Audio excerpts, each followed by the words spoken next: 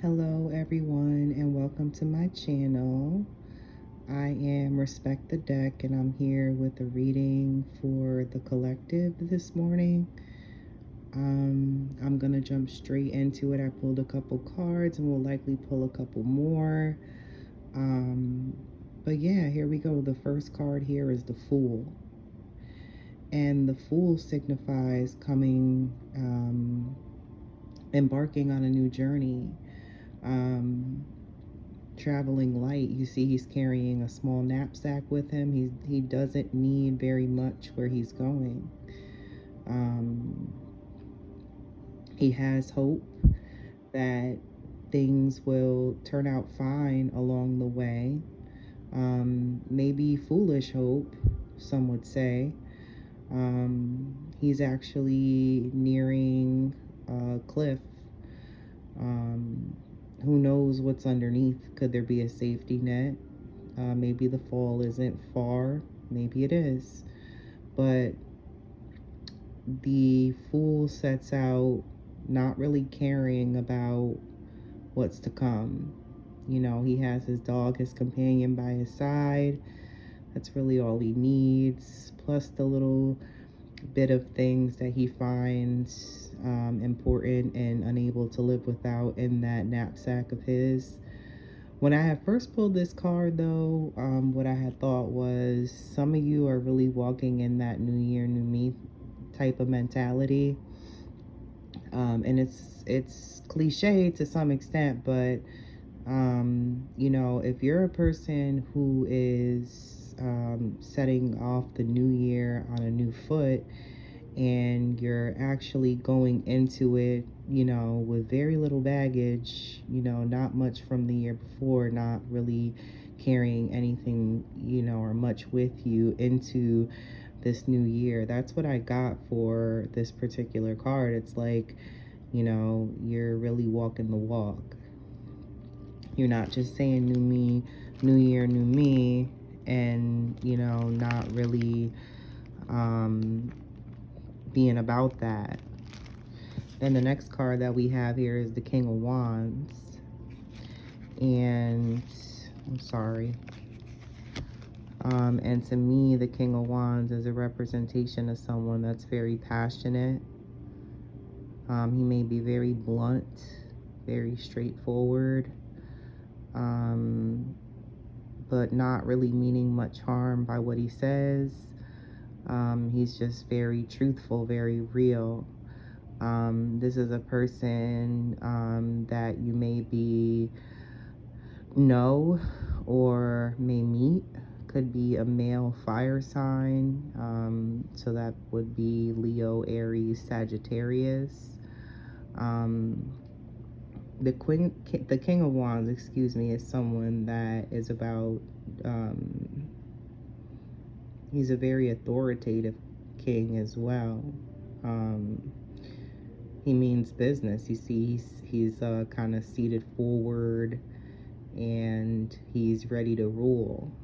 So I feel like this card may be a call for some of you to come into that energy of authoritativeness, if that's a word. um, Step into your power, you know, and maybe learn from someone who is a leader, who can teach you how to walk that way. Tower cards coming up here reversed, and to me this is a representation of something that really hard that you've been through, something that you survived though. It may have caused you new trauma, but at the same time you're dealing with it to the best of your ability. You've dealt with it to the best of your ability, but you're coming off of something very traumatic happening, something that really shook your life up, and maybe made you question your motives, made you question your meaning. The Tower card, when upright, talks about, you know, the shock of enlightenment, finding out something that, you know, rocks your world. But I feel like you've already gone through this and you've survived it. So while it may have been very hard and difficult for you to experience. It's an experience now, nonetheless. We're speaking past tense.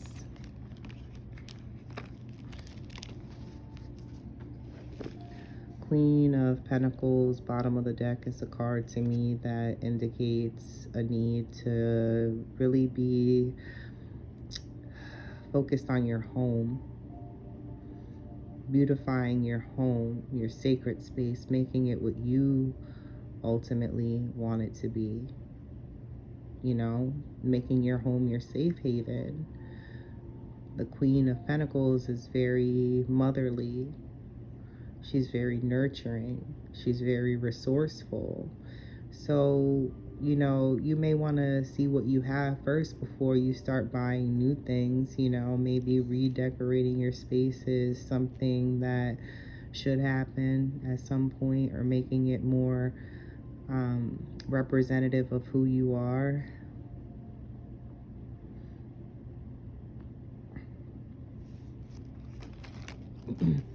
But I definitely see there being victory for you. I see you progressing and moving forward and being in a position of high esteem. You will be victorious.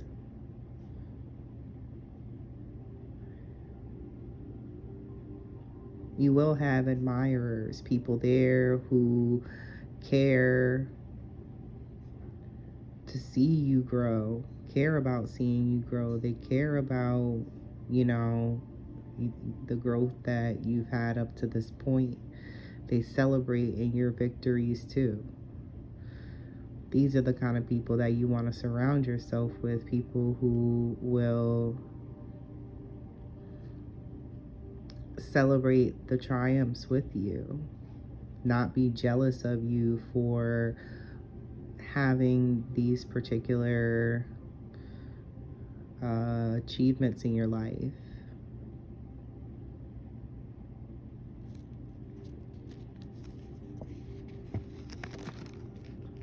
And I feel like you're very protective and protected,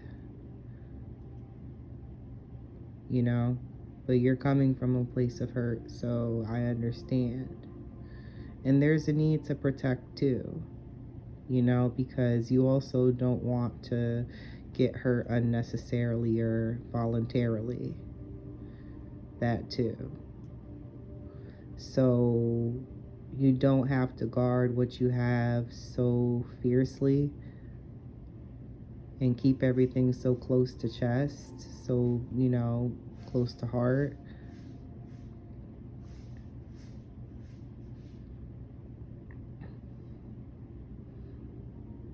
It's possible for you to let your guard down at some point, but right now you're still nursing your wounds and you're still, you know, pretty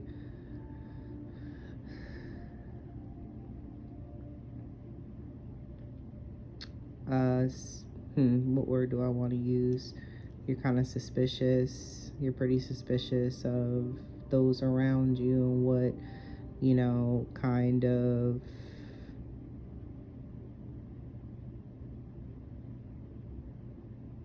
or what they actually mean, what their intentions are. You're unsure of people's intentions around you, and that's okay because you've gone through a hard time. Remember that Tower card that came up reversed? You know, that was indicative of a tough time that you went through, but you survived it. So you've come out, you know, even stronger in the process, and should be proud of yourself for all of your successes and strides.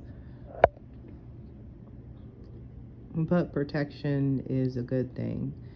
You know, I don't see it as necessarily being the worst, you know, to protect yourself and to protect what you have and to, you know, protect who you have. So it's important for you to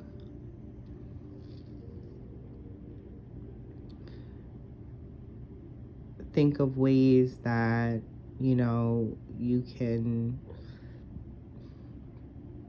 guard yourself best.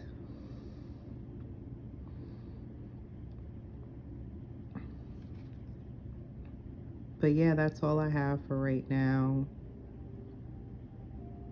I feel like I should pull an alchemy card, but then again, I don't have a third hand, which I wish I did. Let me see here. Hold on a second. I don't want to ruin this video. I guess if anything, I could copy and paste it. Unfortunately, I broke my ankle and I'm home.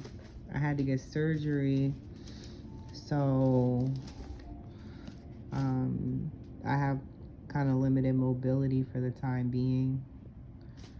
I have a cast on right now, so yeah, it's interesting and fun. I'm gonna pull an alchemy card and see what comes out for us, guys.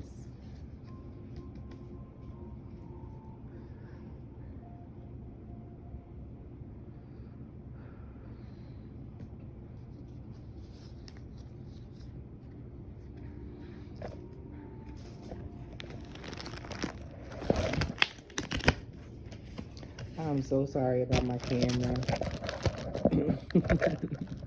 I'm trying to do anything. I'm just experimenting with different angles, really.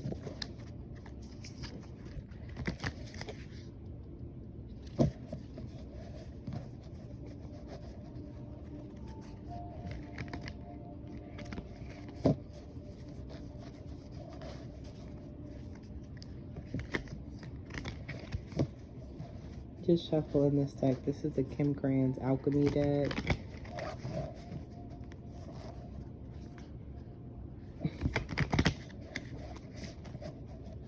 God doesn't make any mistakes, guys. I promise you. That's the message. God makes no mistakes.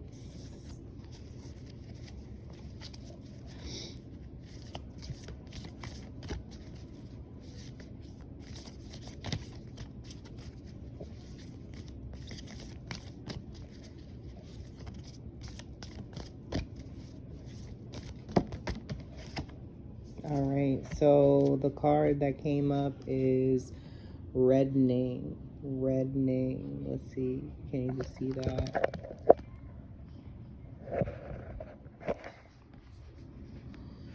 Reddening. Iosis.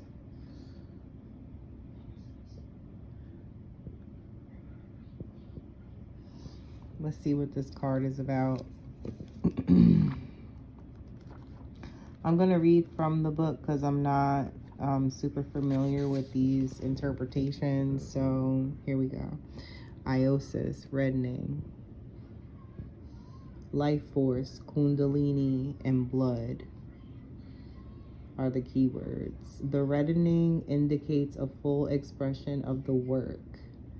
Everything is alive. The heart pumps, the cells celebrate, and blood sings its way through the body.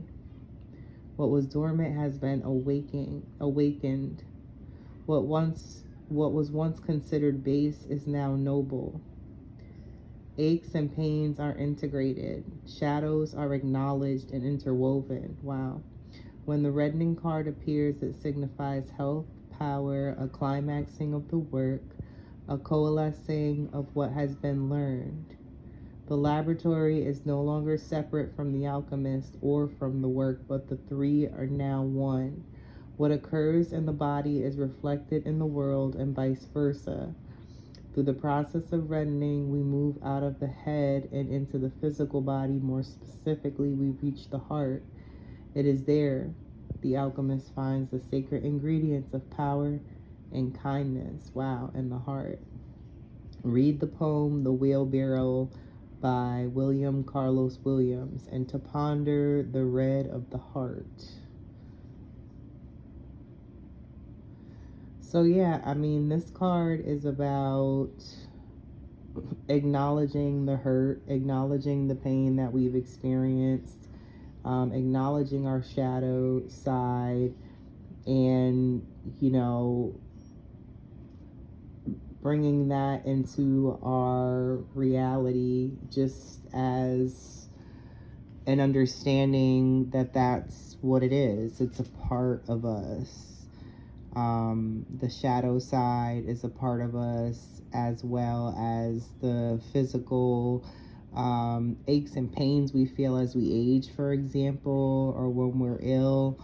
I feel like the reddening talks about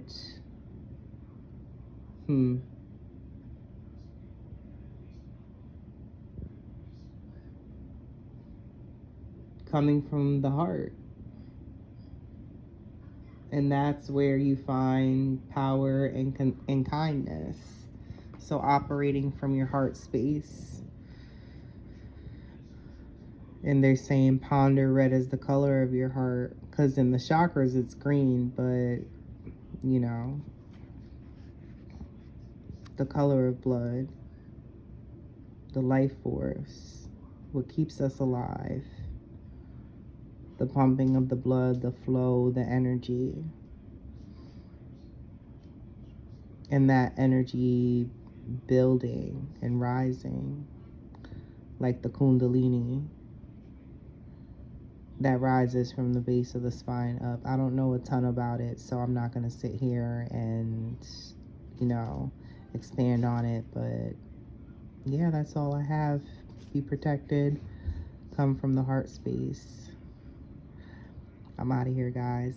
Have a good one.